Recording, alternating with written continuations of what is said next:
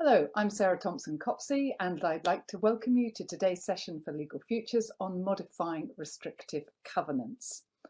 What we're looking at today is the ability of the upper tribunal to exercise its discretion to modify a restrictive covenant as to use of land. When we're talking about restrictive covenants, it is just for user. It doesn't have to be a covenant that affects freehold land. It could be a covenant within a lease.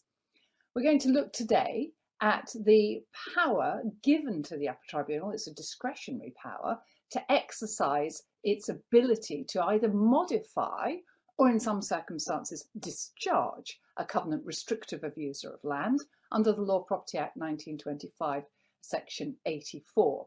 There are actually 4 grounds under which a covenant could be modified or discharged. We're going to be looking today at 2. Only 2 because these are the most common grounds. We'll look at the other 2, I'll mention those in just a second. But we're going to be looking at the most common grounds, which is little a, section 84(1) little a, obsolescence, and section 84(1) little double a, where the covenant restrictive of user of land impedes some reasonable user of that land and secures no practical benefit of substantial value or advantage to the beneficiary of the covenant, or is contrary to public interest. So we'll break all of that down.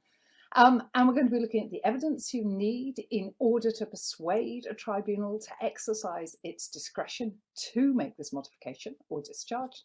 We're going to look at its ability, the tribunal's ability to impose further restrictions and whether you might want to offer those further restrictions, its ability to impose costs, and we're going to be looking at the end at lessons to be learned from that.